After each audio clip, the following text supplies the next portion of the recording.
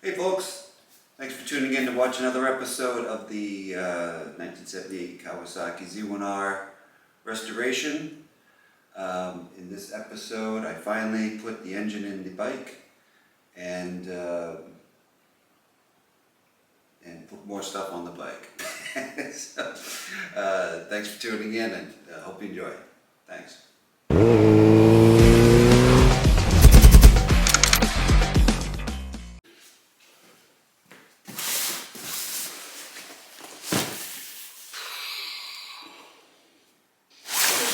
This is the APE. Is it? I'm gonna guess this is the cylinder head.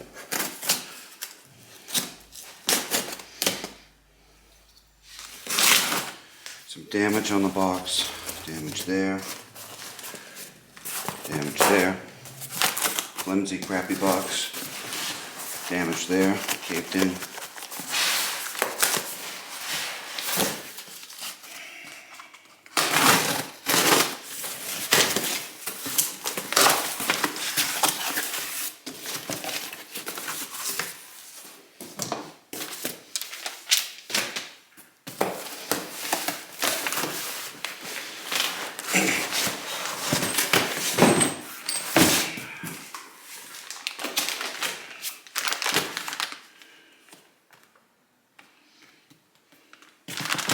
Those are the tappets and the cam bearings.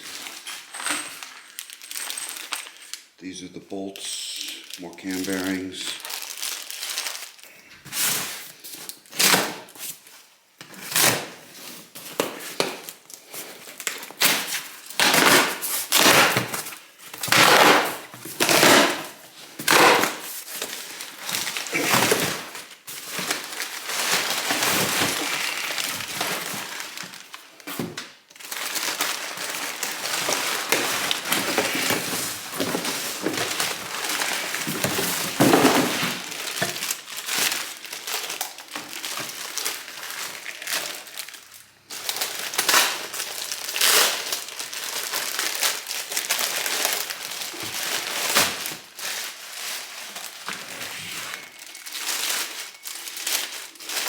Biggest things I'm worried about, other than is it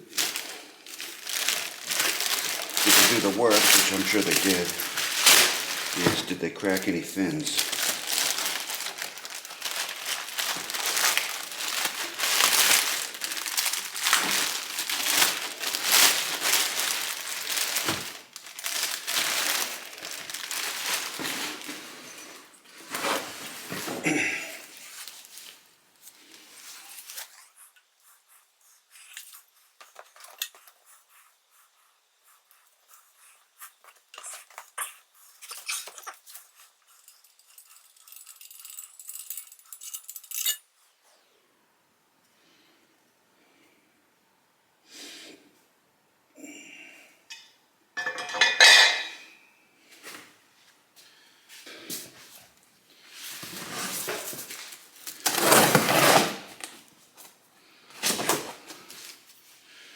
This will be the cylinder and pistons kit.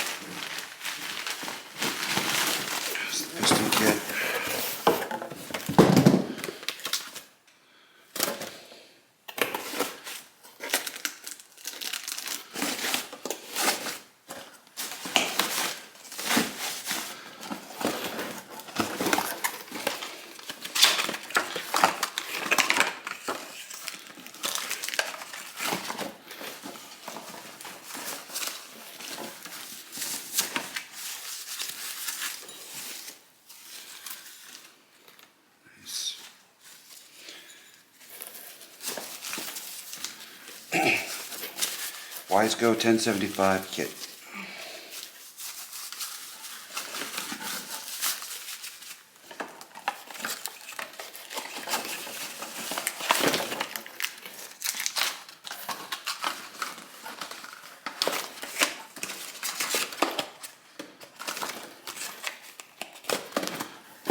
Okay.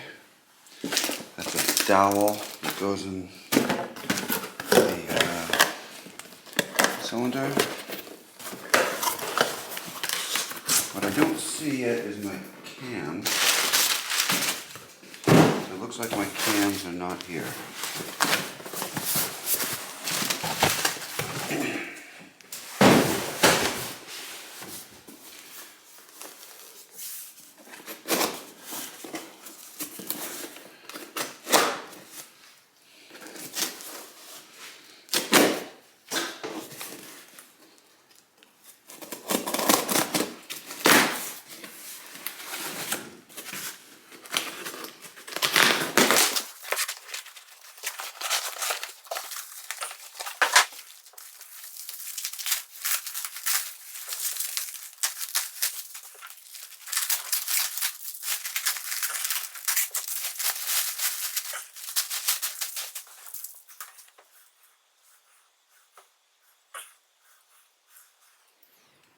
I'll take it on faith that those were there beforehand. I don't remember that being there.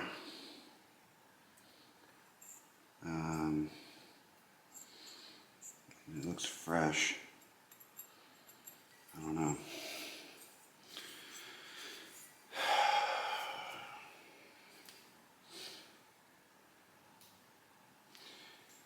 In any case, that would be pretty hidden. I mean, what would have made that mark? Looks like it's bored out and everything. It looks good. They surfaced the underside of it.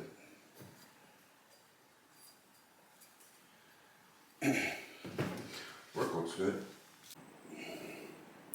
So before I put the engine in, I think I'm going to put the pistons on because it's probably easier to put them in and they don't really weigh anything.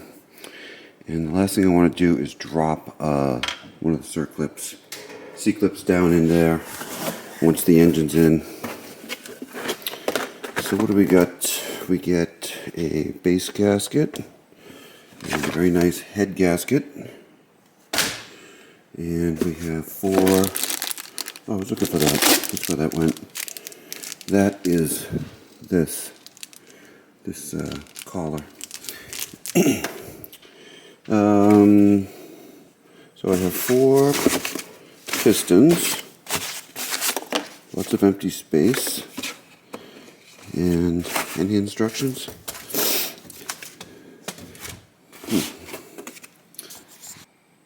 10.25 to 1 compression. This is my rings.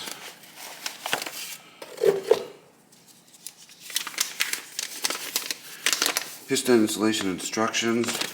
The thing that screws me up always is which ring goes where.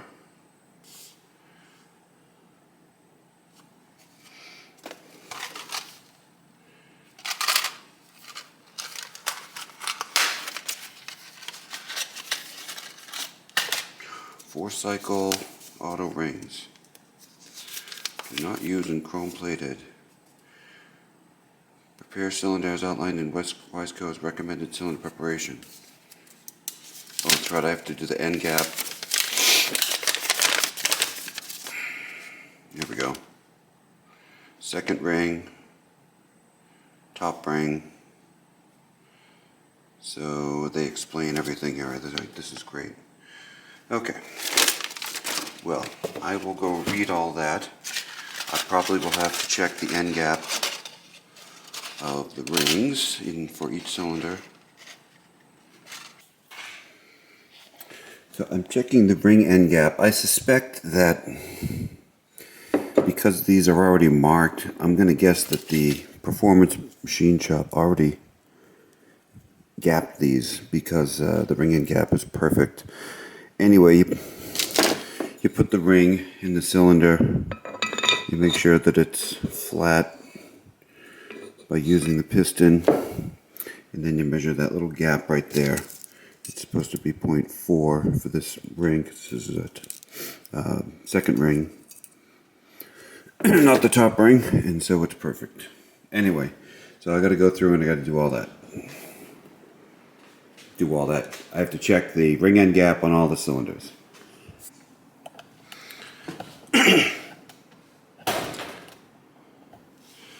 Alright, well, I'm putting the rings on.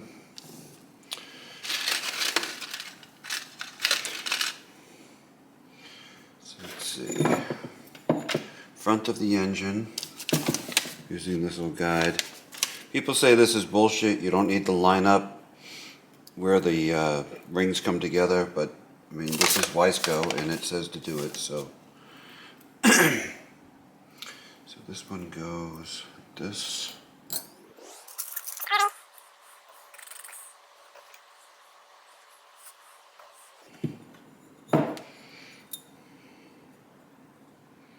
It's a 3-piece oil ring.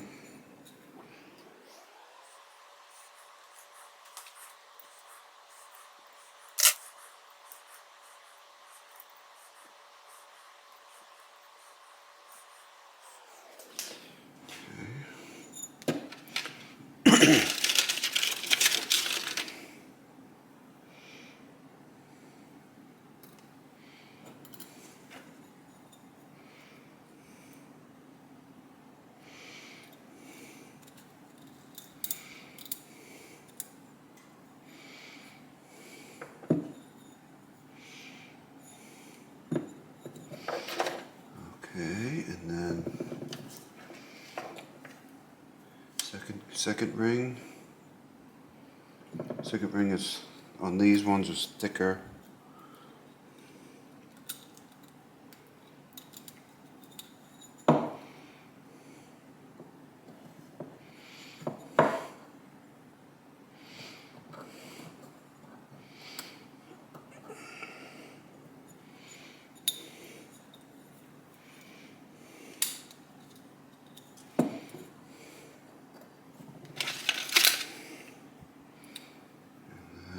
Top ring.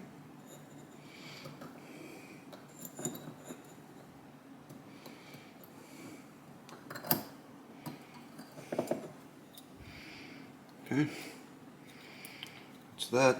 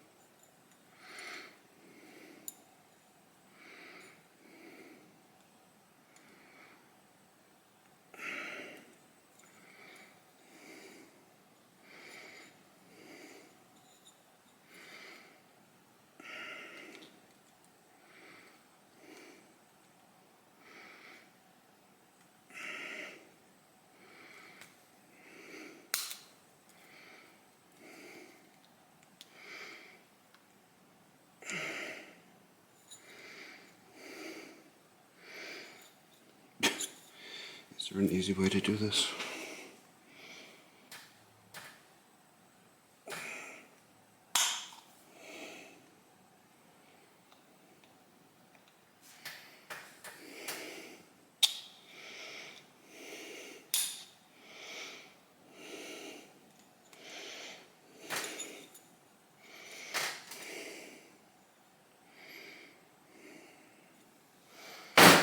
Okay.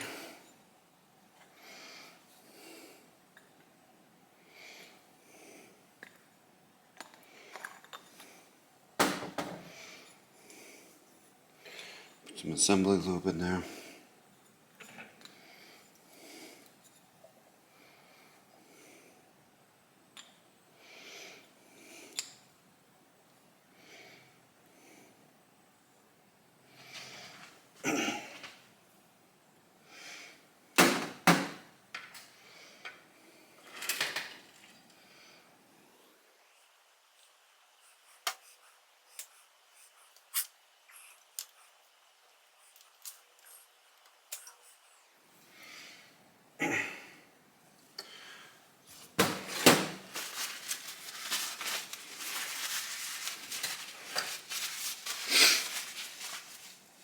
Alright. Now I'm going to put this annoying clip in. I know you can't really see. I don't know. I really don't know what to do. Let's see.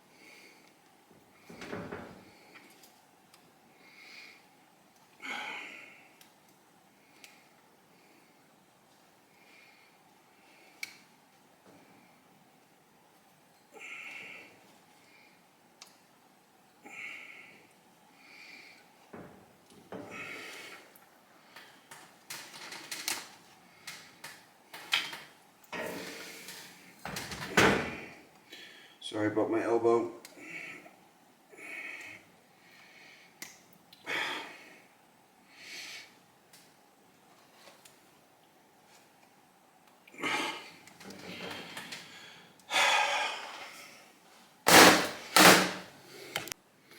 Okay, well, with a little bit of frustration, I did get them in. There is a trick to getting those clips in. Basically, start the clip, or just be in front of, let's say I'm putting it in this way. Put the end of the clip in, then twist it with the pliers, and make sure that your needle nose end up in that little divot they give you that's there so that you can take it out. So you get the clip end in here, and then you turn it, bend it in, not bend it, but I mean compress it, and then and the other end ends up kind of like in that area. And then once it's seated, you move it out of the way, so you move the gap out of the way so that it ends up over, wherever it is that's not right in that little notch. I don't know if that makes any sense at all, but there was a little trick to it that I figured out.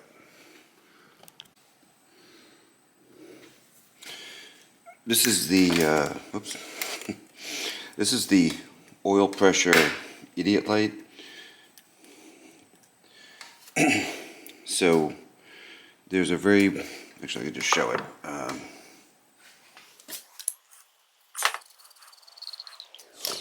So there's a switch here. As soon as oil starts flowing up this passage into this one, it'll encounter this and push it up. And this is a switch that controls the little red oil light that's on the dash. And so when it's got no oil pressure,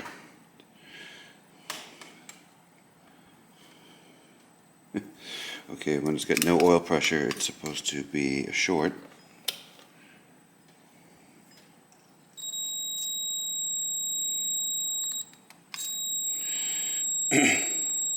And then when the oil pressure starts pushes the plunger, it cuts off the ground and shuts the light off.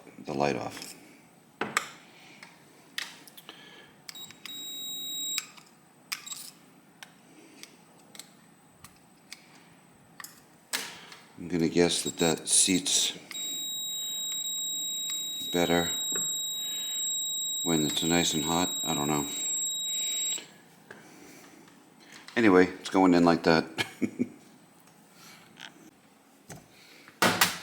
So I put two new O-rings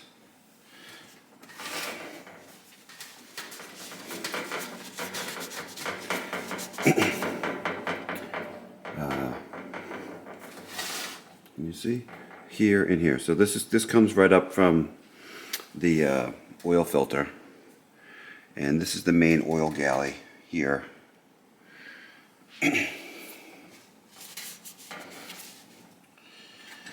And so if you want to put an oil filter in, they sell attachments that, you know, break these out into hoses. You run hoses out to a cooler that you hang on the front of the bike. For now, I'm not going to put a cooler. You can always add one later. And the bike is beefed up, so it probably should have a cooler. But then again, I don't know how much I'm really gonna, how hard I'm gonna ride the thing. We shall see. I just want to get the damn thing complete and running.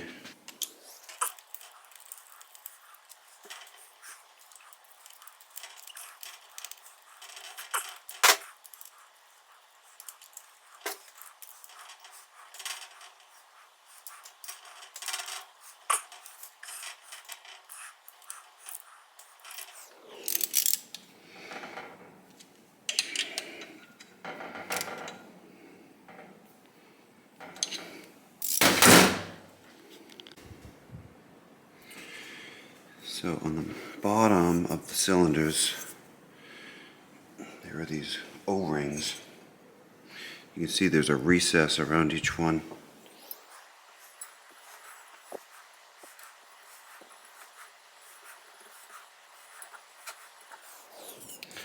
Let's see if I can tuck those in.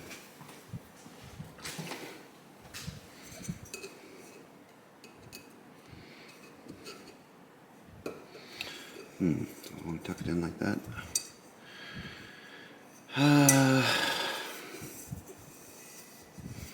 They probably just tuck themselves in the right amount. I think as long as they're just pushed down a little bit.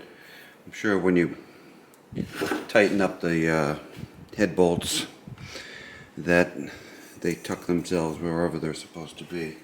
So I'll just leave them like that. I do have to paint this black. So I have a new clutch, new fiber plates, new springs, new pusher, actuator, brand new steel plates. So I want to put the clutch together later today. What you're supposed to do with these, since they're new, is soak them in oil.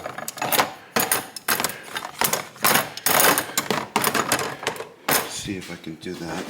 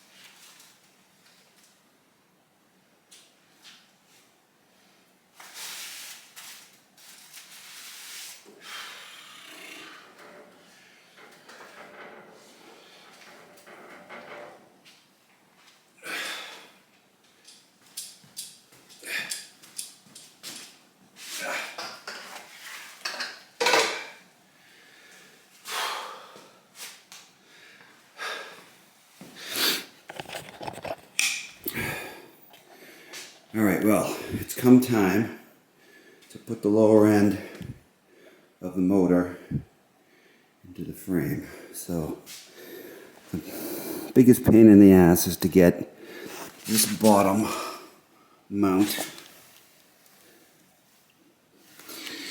in between those two ears right there. Here and here, as you can see it. Without making a total mess. So I've put some towels on the frame pieces, and I think I'm going to try to put it, what would be the best way to do it? I guess kind of, if I can get the back end to go in first, to go right down into those ears there. All right.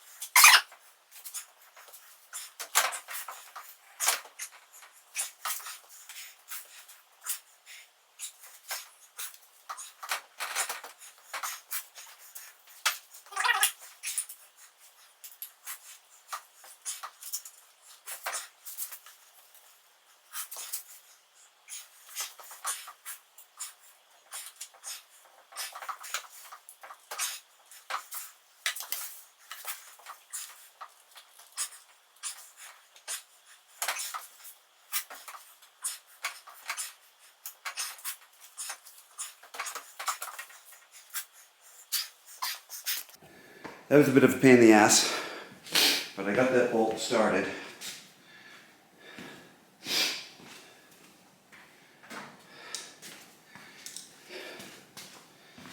So,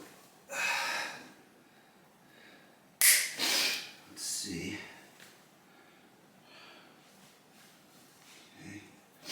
Alright, well I got that bolt in. Which one can I do next? Maybe the front one? I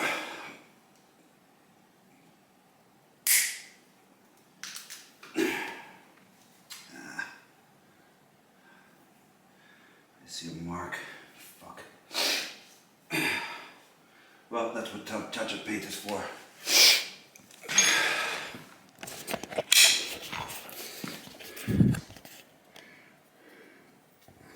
There's a triangular plate that goes over here,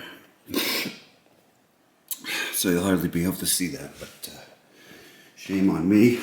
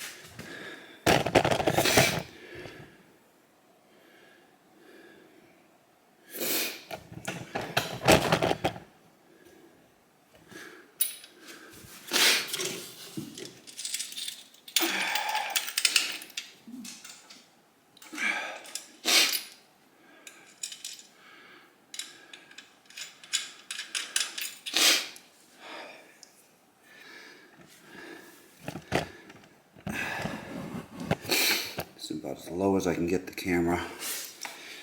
So there's two bolt holes here, and here's a hole in the engine. Right there, the mount hole. Get this little triangular plate, and that has to line up like that. So let's see. So this is the nut. It's kind of a weird nut. It's meant so that you don't have to put a socket on it, because it goes up into the little cavity in the engine there. And it can be a pain in the ass to start, but it started easy. Okay, and now I have to bring the engine up a little bit, I think. So got that one started. The other one's way off, so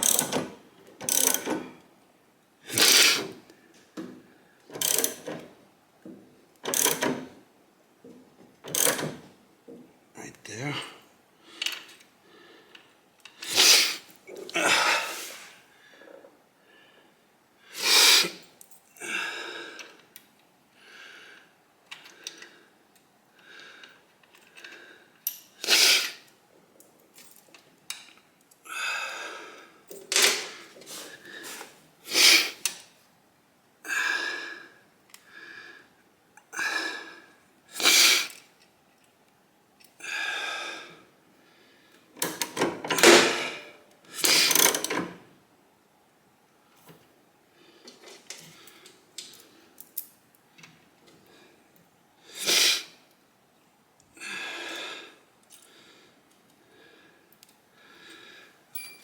Okay. Well, I was having a problem moving the engine around, and I think I just realized why. Because I've stuck these rags in between the mount hole and the engine. So I need to take this bolt back out and lift the engine up a little bit and get these rags out of here.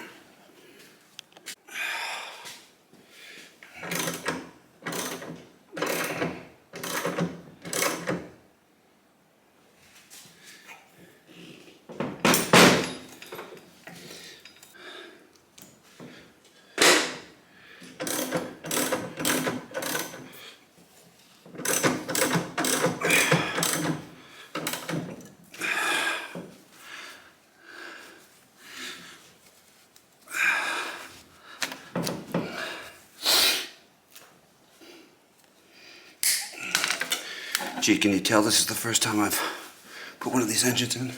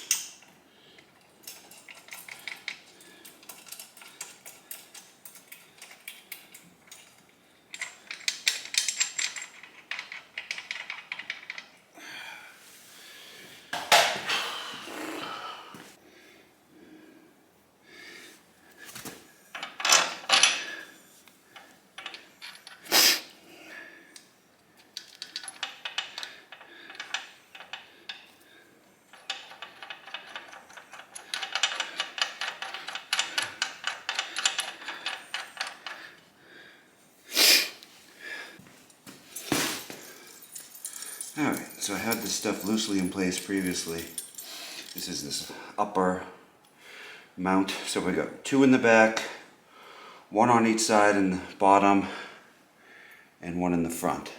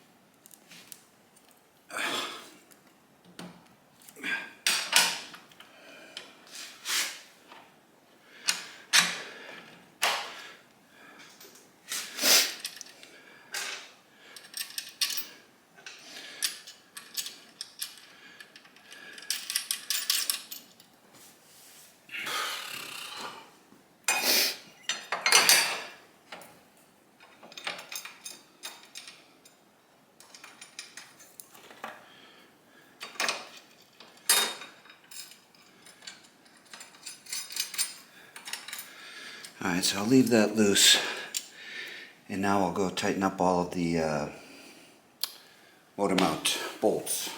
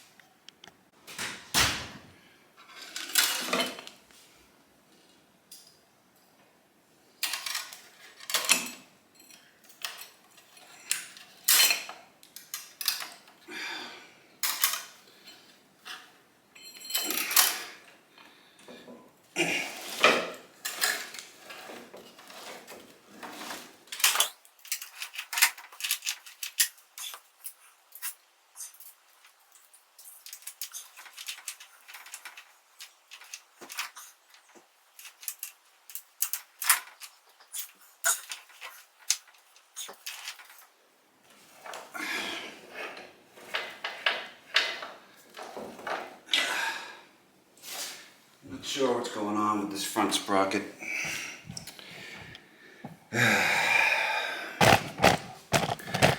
But it seems like it's binding. Maybe it's too big. I mean, what could it be? Yeah, it's definitely binding. Come on. Nothing's fucking easy, huh?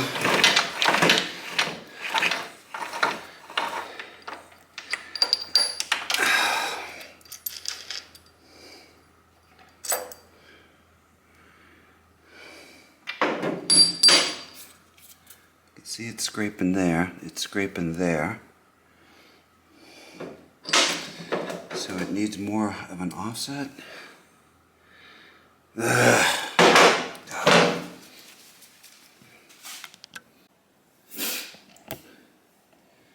I think the chain is hitting, it is hitting the shifter cover on the inside. Just barely. But I think I can get a washer and offset it by maybe 1/16 of an inch. It will be okay. So see if I can get the master link on.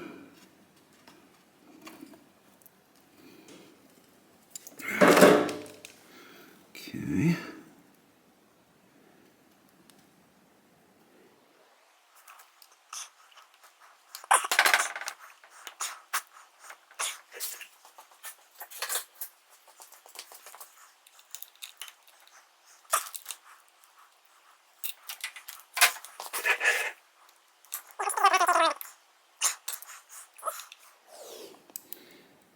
There it is.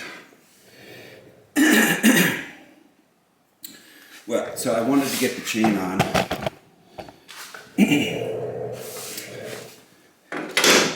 Really so that I could tighten the clutch housing bolt in there, which has to have 100 foot-pounds of torque on it.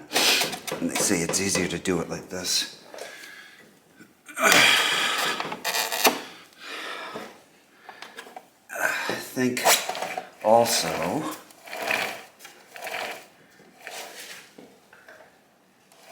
tire might be rubbing on the inside of the chain guard, so I might have to do something to that, which is unfortunate.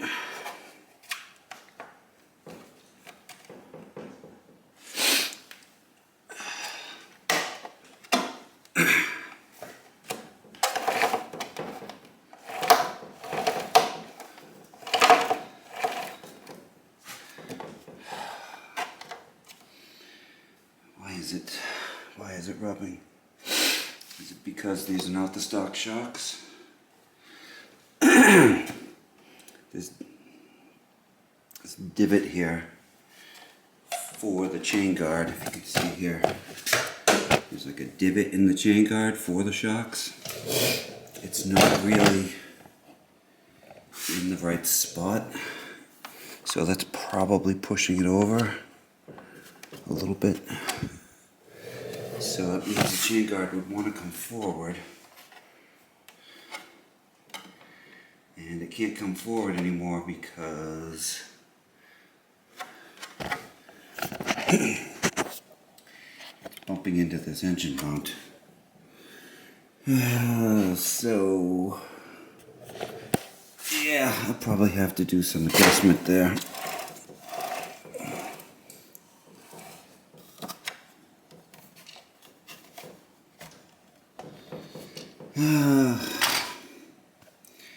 Anyway, I think I could do that at a later date. What was it? 5:30 on a Sunday, right? I think I've had enough for tonight. So, there's this little block of wood, and you see this in a lot of the climber manuals for different bikes. And you can make this little shape that inserts under the piston, and it will hold the piston in place while you're struggling to get the cylinder down, get all the rings to seat and all of that. It's a real pain in the ass to get all 4 cylinders down. Usually you have two cylinders will be protruding, and you have 2 up and 2 down. So you only have to do 2 of them at the same time. If that makes any sense. It's a pain in the ass to get the rings to compress and get in here. So I've never made one of these tools, little wood wedges, so I figured I'd give that a shot. So I have some decking material here. I think this should work fairly well. And I will try to make one of these little shapes here.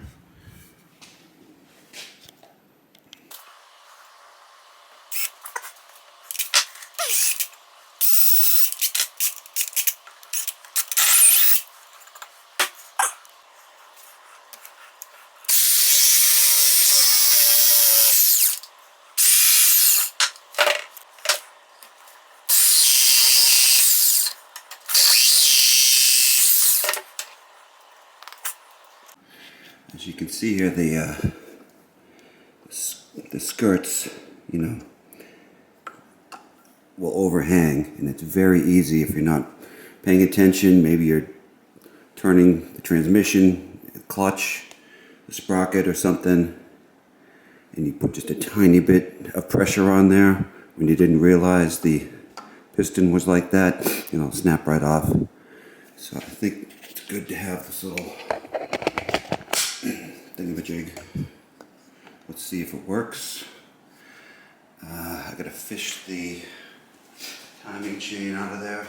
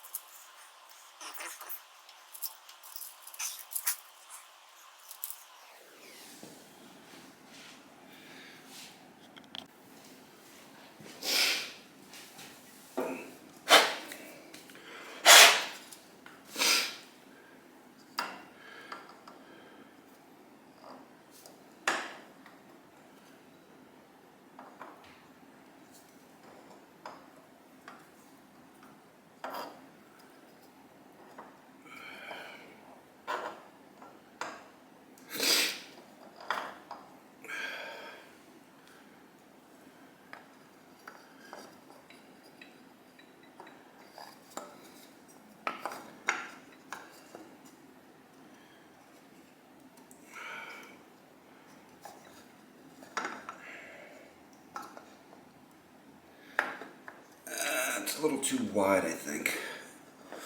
or the notch is just way too off center. So let's see if I can fix that.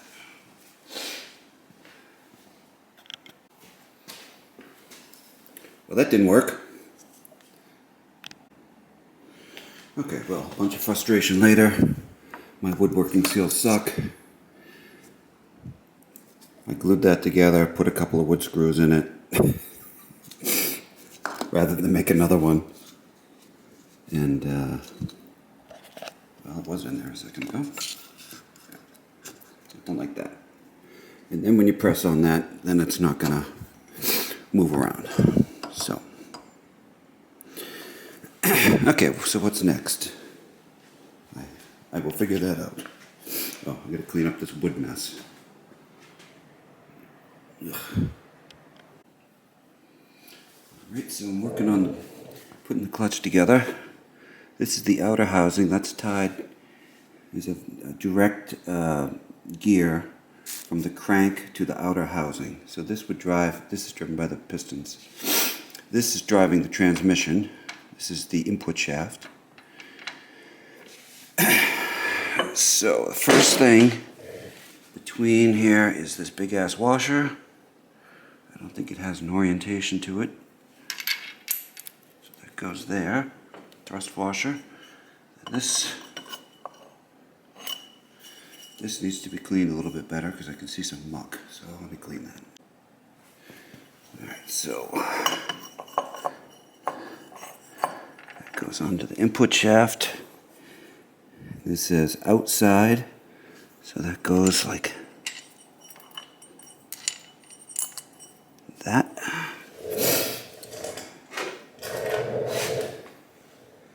And then this goes like this.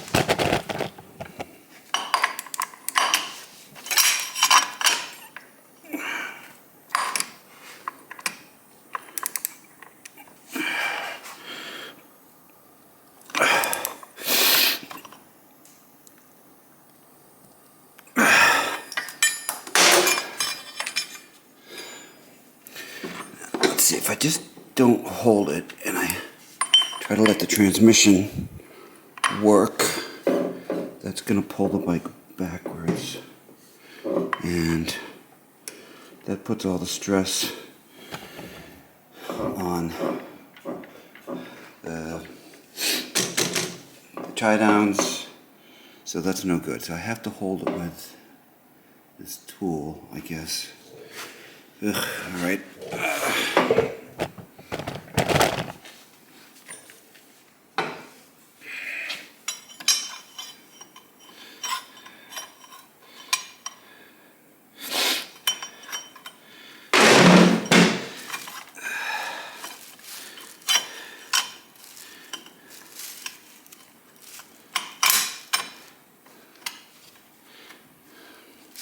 So what I don't want is to put the stress on the crankshaft and have it try to turn the engine, because that's going to dig this piston over here into that piece of wood, and so of course that's no good. Yeah, alright, that's not going to work. So I have the torque wrench at 65 pounds at the moment.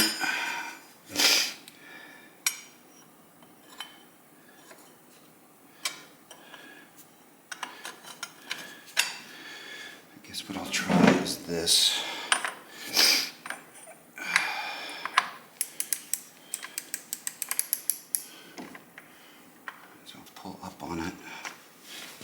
push down on the left and pull up on the torque wrench. Okay, so that's 65, good. Just don't want to break anything. Alright, so this is 76.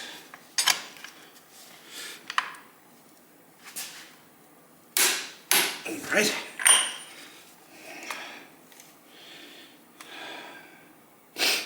$86.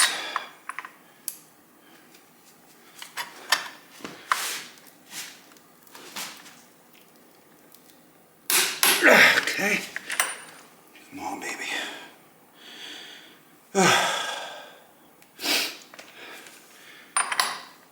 94.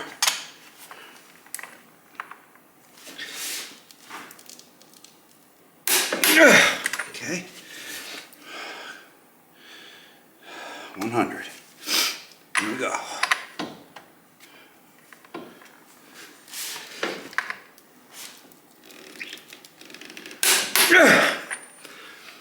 Done.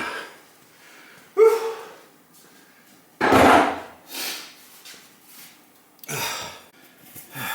right. So there are 8 friction plates. 1, 2, 3, 4, 5, 6, 7, 8. Okay.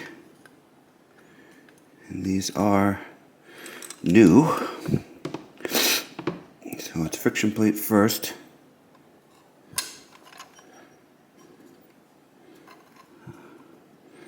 Hello. Are you gonna just go in there? Let me guess, they don't fit.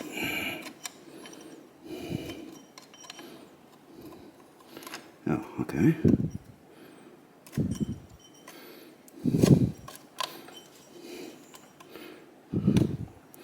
It seems like kind of a tight fit.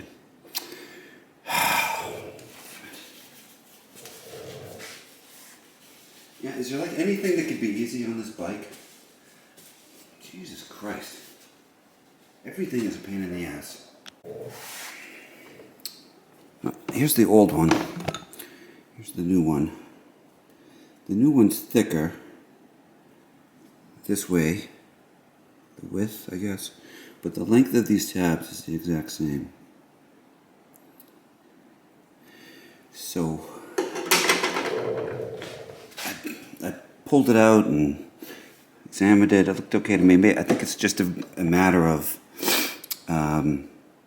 getting them to seat flat. That's what I'm saying. How about this? Is this going to go on? All right. So I'll just put them on and then push them back. How's that? Okay. I mean, the clutch has to move back and forth pretty easy, right? It can't get stuck.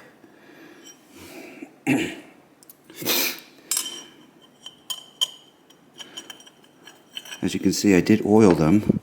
They've been sitting in oil for a while.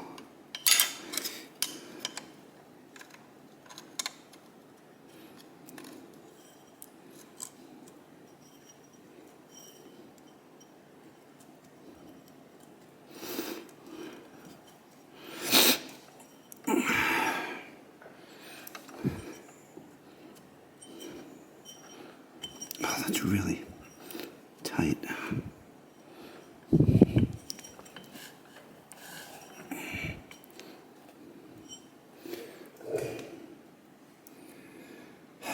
It can't be right.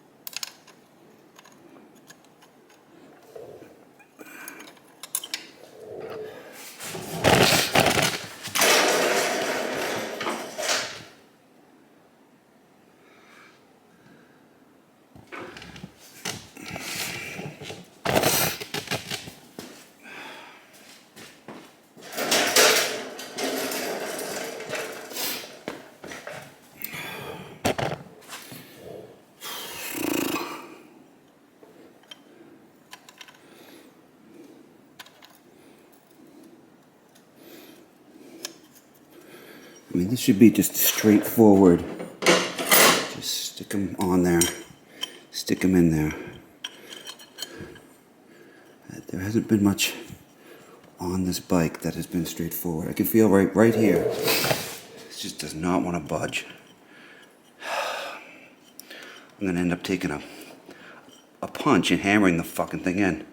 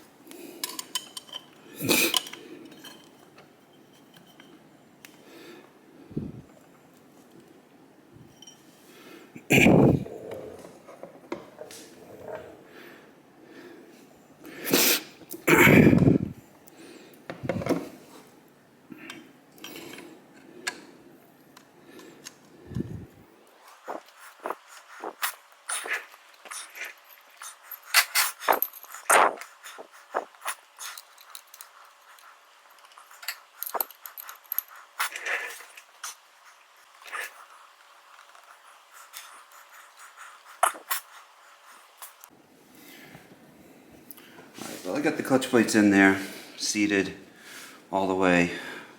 I tapped lightly with went like this on a steel plate, just kind of lightly tapped it, and it went seated right away, so no problems there. This is a ball bearing that goes between that rod that's sticking out right over here. I don't know if you can see this rod right here. So that's the rod that actuates the clutch. And there's a ball bearing that goes in there. And then there is this pusher assembly. This is a new one from APE Racing. I don't think it's any different than the stock one. So you got a needle bearing sandwiched between two washers. And that goes right there. Okay. Alright, now get the outer clutch housing.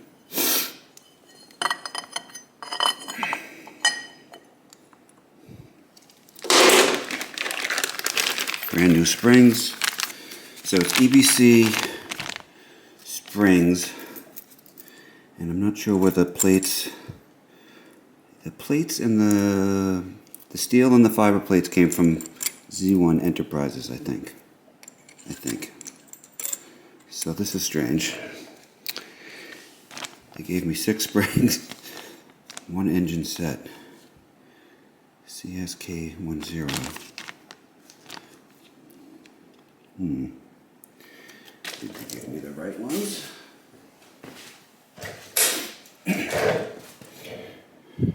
Here's the stock one. Here's the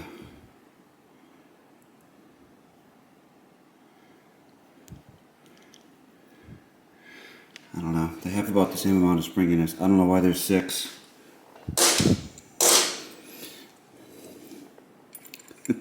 But I'm just going to go ahead and put that together.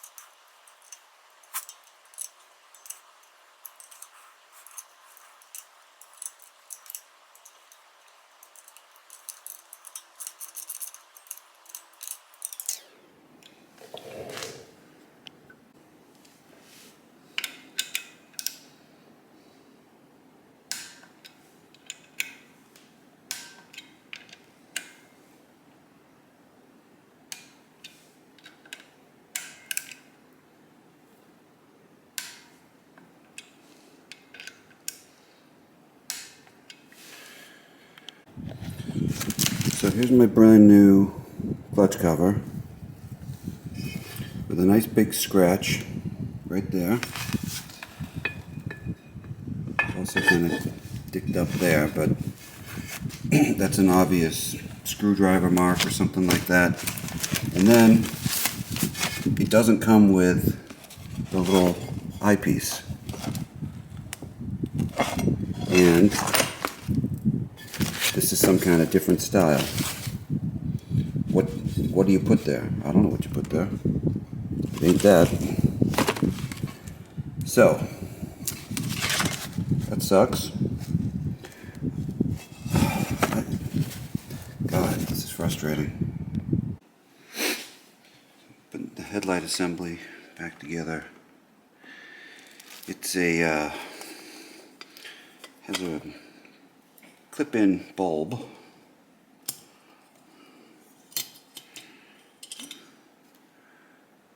Which is broken.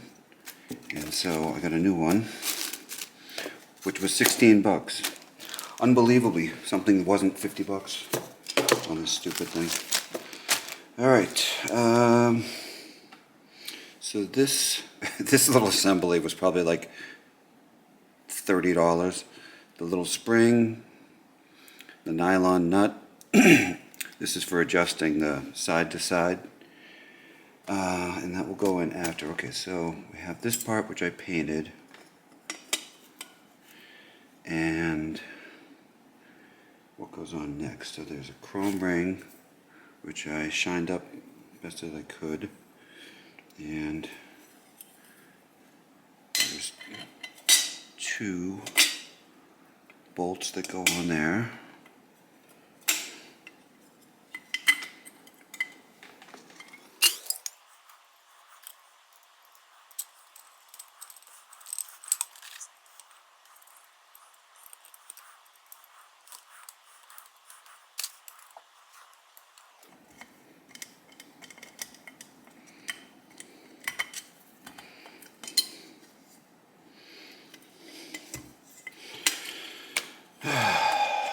So there's a tab here that goes in there, obviously. Take this right back out again.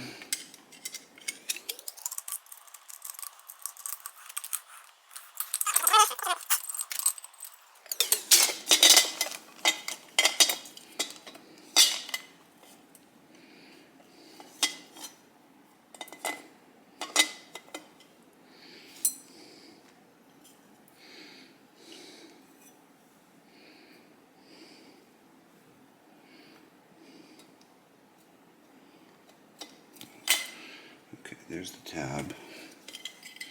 Let's try this again.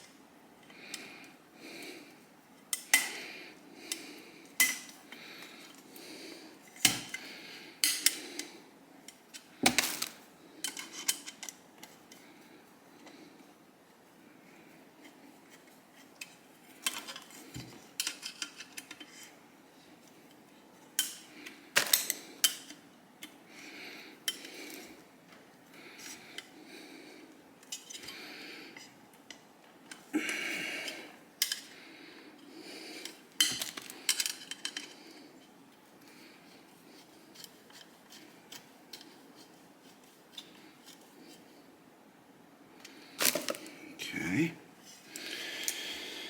I think this goes in last. And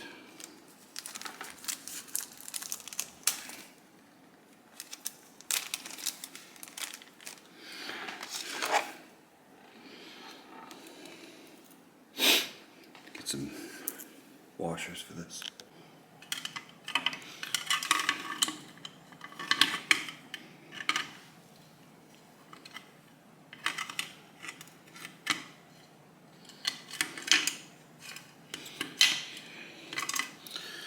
Alright, well it doesn't want to go in. I think I gotta take these bolts out. At least one of them.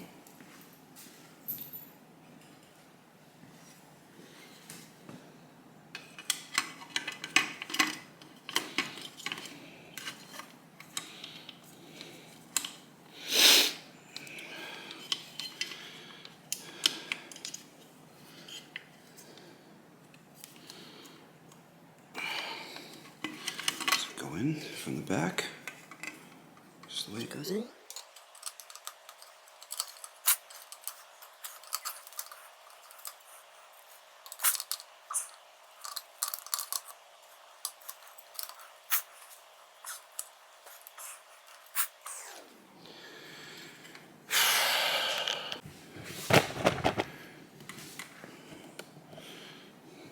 The trick was I had to turn it to the side, get it in position, and then turn it back.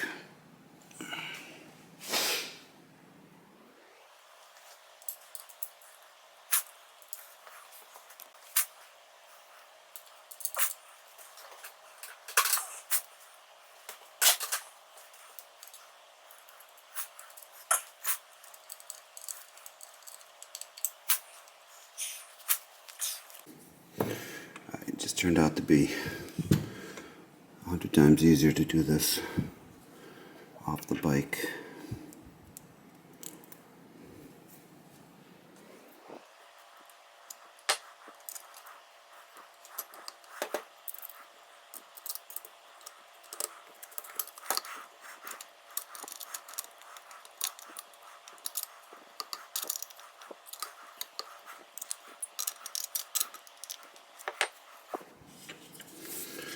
So it's supposed to pivot back and forth. Alright, so we got this.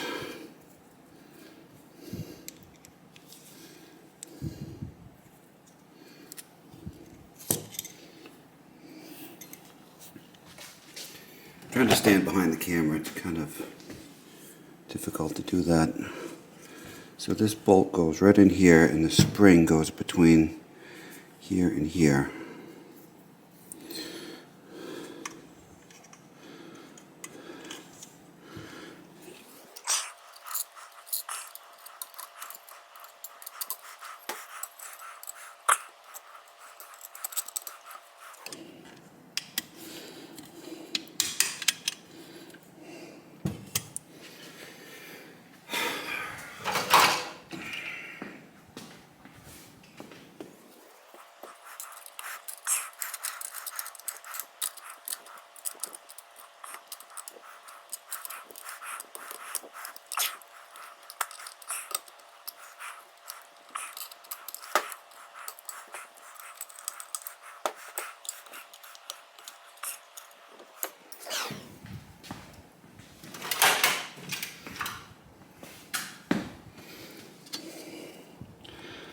Nothing is fucking easy on this thing.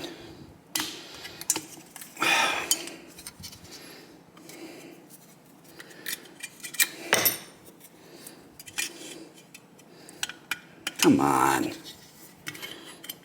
The spring is jammed into this upper part. Won't let the screw through. Well, I got it in there. This is how it looks. So this spring-loaded adjustment, you can see how it moves the headlight side to side. Anyway, so I have to set it basically in the center.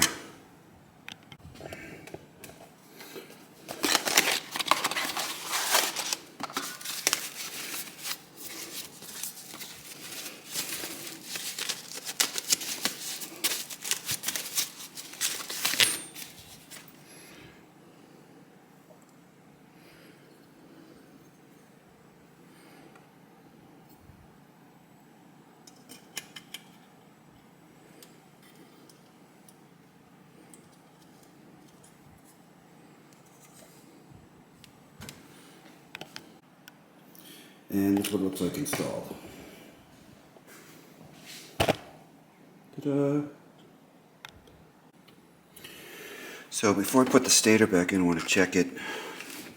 It looks like it's in good shape. Good enough.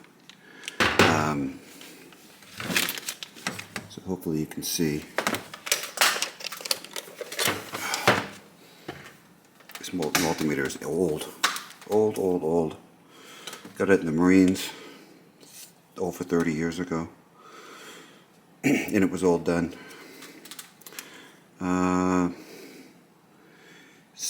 If you check the resistance between the two leads, it's about 0.1. So I'm looking for 0.45 to 0.7. So whatever the value is, I should take off 0.1 because that's the resistance of the leads. So between two of the wires, a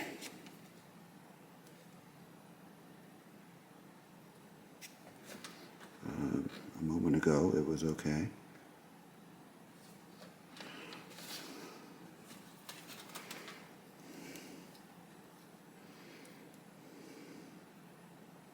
.8, so that's really 0.7, so that's all right. Okay, and then between, so there's 3 wires, so you have to measure in between each one. So that also is 0.8, and then between the other two, 0.8, and then you're supposed to do one more check between each wire and ground. So if I latch onto the ground strap, that should be good, huh? Yeah, here's a good piece of metal.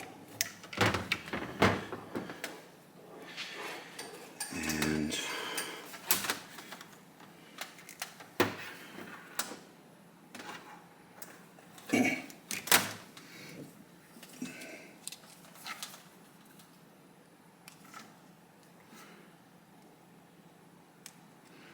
the yellow one,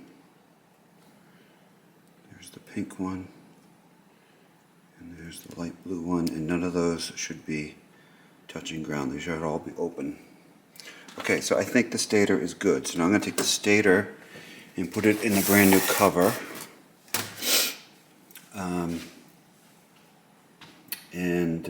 I think I can try to install the magnet and the starter clutch and all of that business.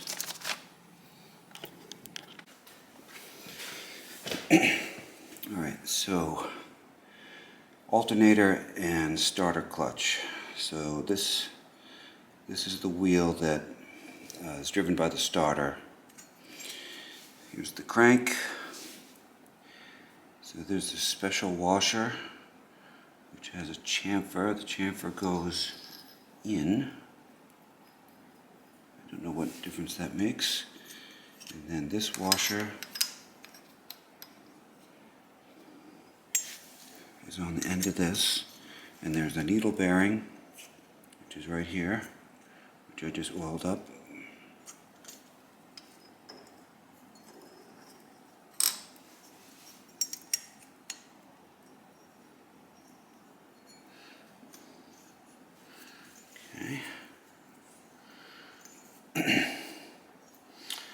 And I should hit this with a piece of Scotch-Brite real quick.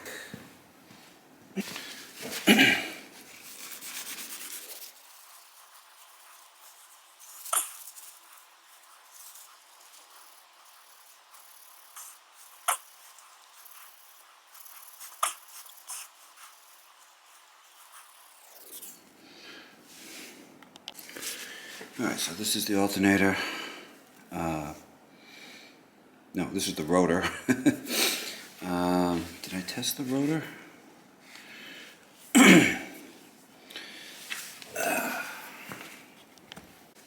So this is the test of the rotor that I saw on, who the hell are they? Classic something or other. They said you just go around for each magnet and make sure it has about the same draw.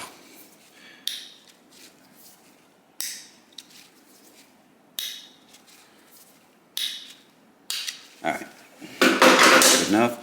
Now the end of this crank does not have a key, nor does this rotor, because it came off of here. I don't know why it doesn't. Now, there is one more washer. It's also a copper washer. It's right here. But it's happy being in there, so I'll just leave it there. So anyway, this is the starter clutch. It'll let it travel. It'll let this gear travel in one direction, but not the other. So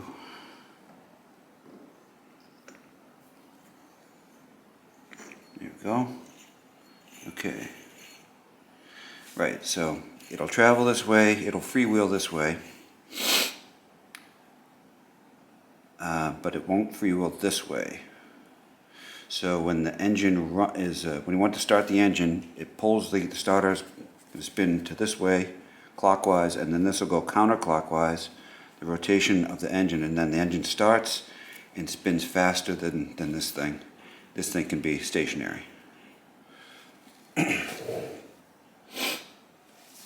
Okay, so now I gotta put this big bolt in.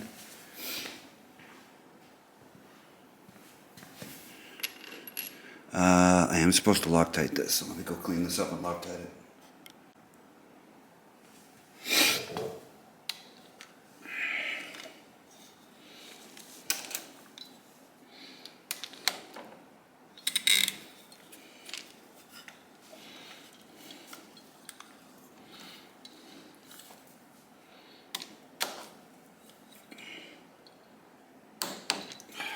Foot-pounds. Okay, so I need, there's like an idle gear, I don't know what it's called, transfer gear.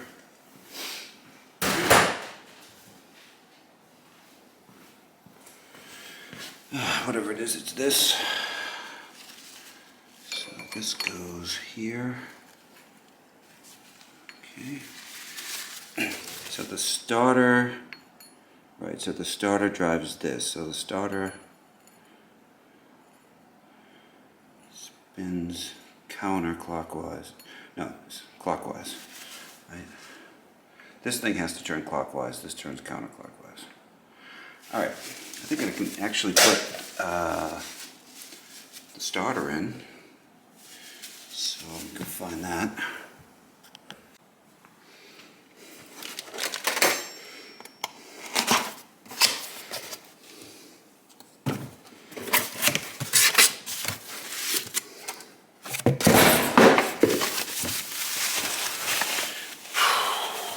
Wow. Isn't that nice?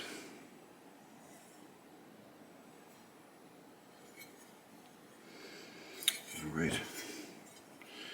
Okay, well, I'm going to put the stator in.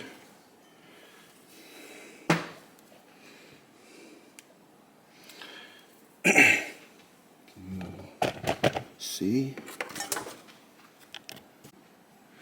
Let's see if that works.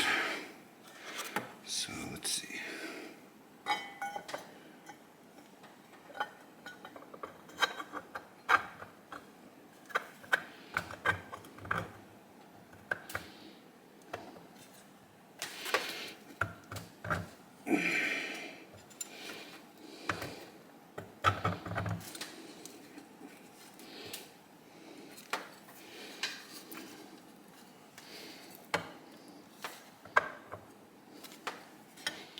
That is correct.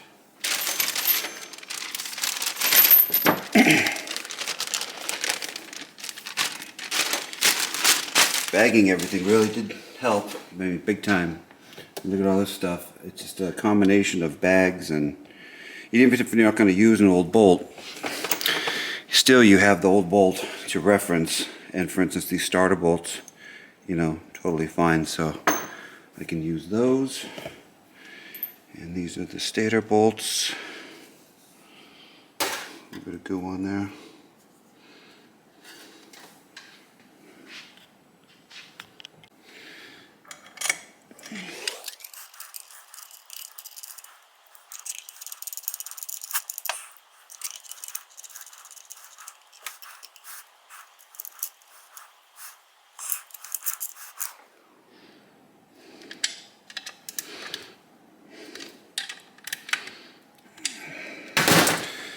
Right, and then this goes in here.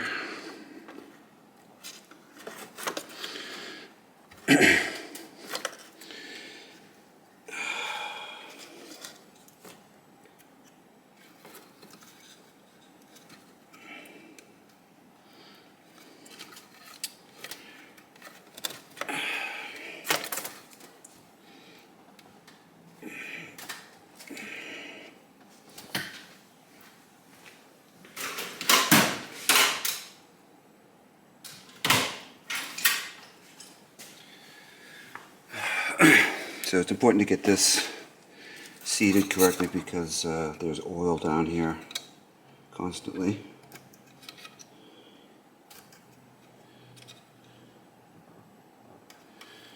I don't like the way that looks, so I'm going to play with this a little bit.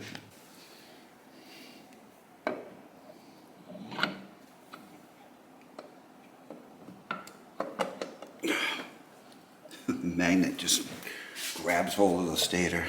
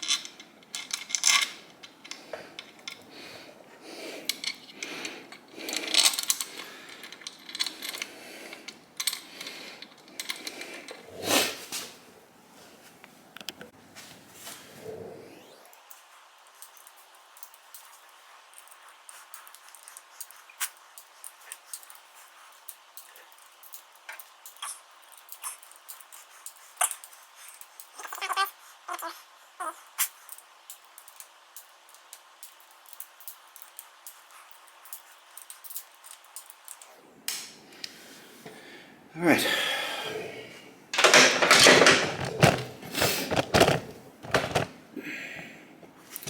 So if you can see in here, that's where the starter goes.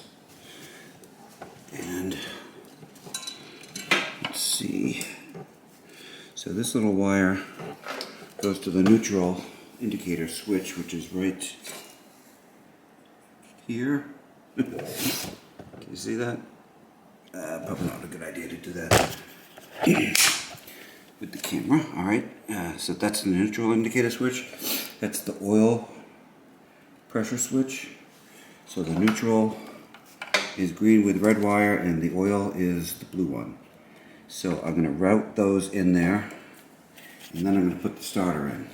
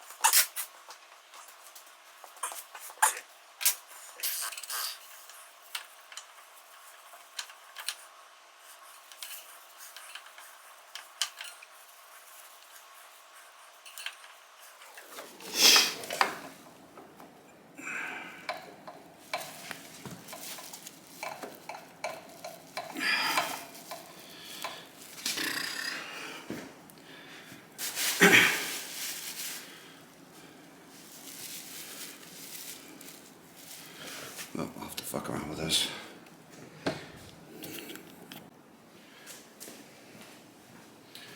Alright, bunch of wiggling. A little bit of prying later, and I've got that to go in.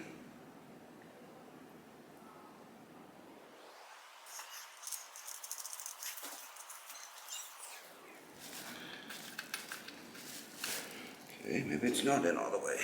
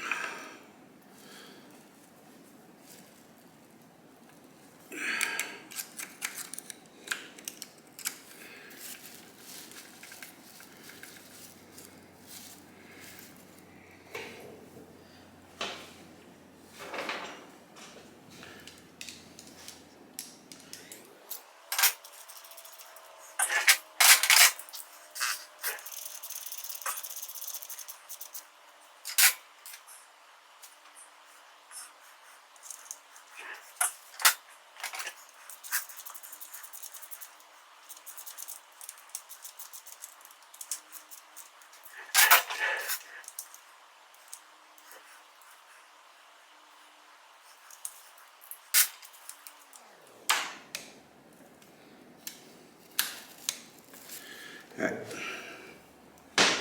Good. Got the starter.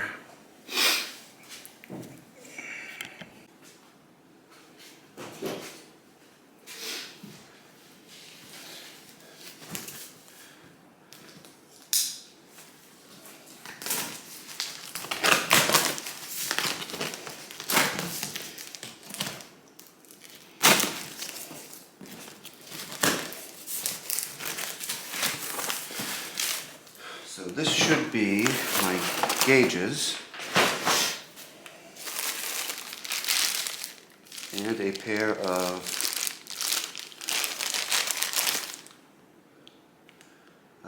rear pegs. Unfortunately, it doesn't have the mounts. I should have been more specific, I guess. These are like brand new. They were 30 bucks a piece. That's $60. No, they're not like brand new. It's cracked right here, and it's cracked right there. Okay.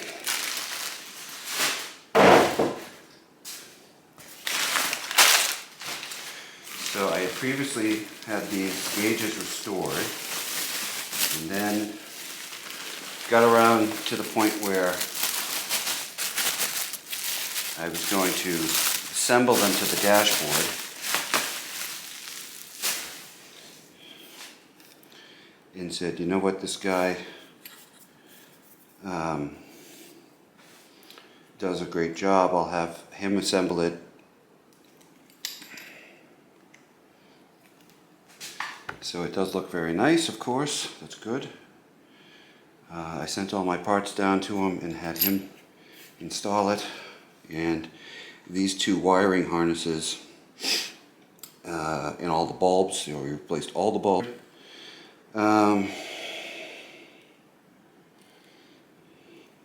Anyway, he said he tested it. He repaired the wiring harnesses, and it should be all ready to install.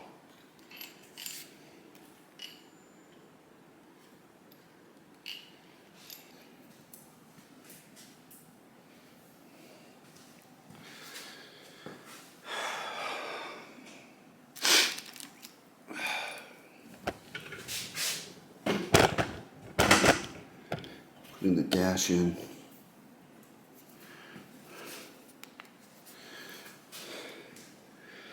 Trying to get right back here.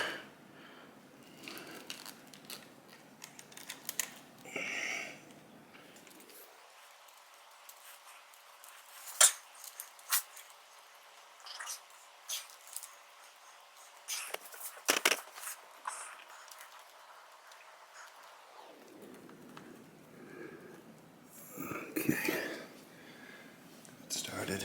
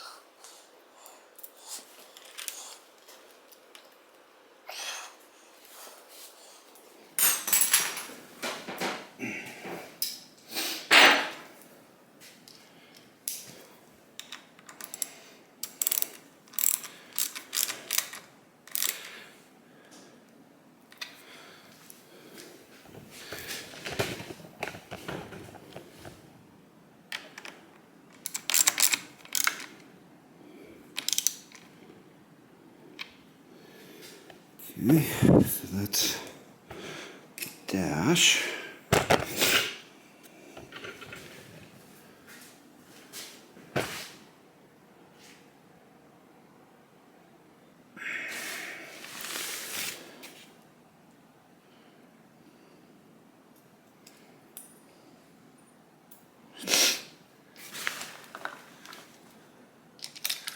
This is a module that is supposed to turn off the turn signals. So this plugs into the speedometer. There's a little thing that goes on the speedometer. I'll show it later. It's upstairs, I think. And I don't even know if mine's any good. But that spins around with the speedometer, sends a signal to this, and then this module shuts off the turn signal via... oh, I didn't put it on yet. Okay. Well, I guess I'll show all that later.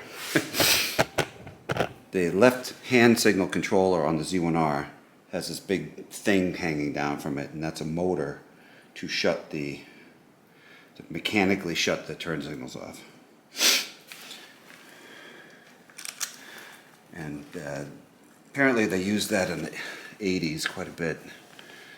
I think it goes like this, although the leads on that thing are very short, so I'm not sure if that's correct.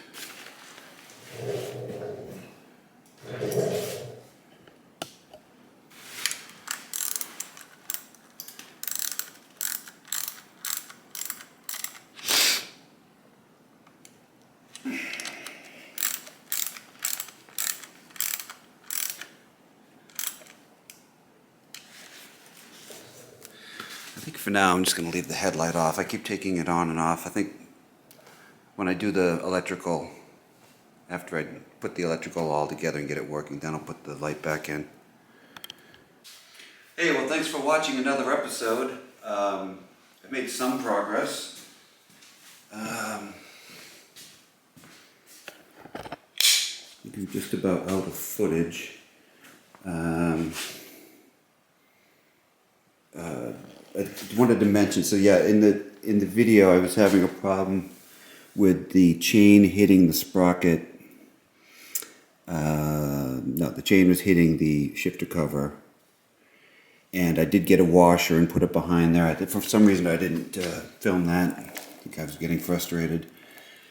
And then the chain was hitting this, and the tire was hitting the chain guard. So you can see here, I notched out a piece of the chain guard in the back. I think the problem here is that this tire is thicker than the original. And that's probably why that is no good. And then when I crank down the axle bolt, the place for the cotter pin was like way out here. There was all kinds of space. And it seemed to be like the swing arm was being pulled in, and that was making the chain hit the guard because the shock, the whole thing was moving over. So if you can see here, I put a couple of washers in there. Not exactly OEM correct, but somewhere along the line it has the wrong spacer or something like that. And then I have another washer here, and now it all lines up and it spins nice. So that part's good. Remember that thing from last year? I just took that out of storage today. I'm gonna sell it. Took this out of storage. I probably will try to sell that also. Yeah. Well. Back there. Yeah. So, well, in any case, thank you for watching, and at some point in time, I hope to do something other than the Z1R. I mean, it's dragging on, but that is how it is when you're restoring a bike, and also this is the first time I'm restoring one of these. Like a KZ1000, from scratch. And the Z1R is a pain in the ass. Got all these little Z1R specific things. So, that being said, thank you for tuning in, and we'll talk to you later. Bye.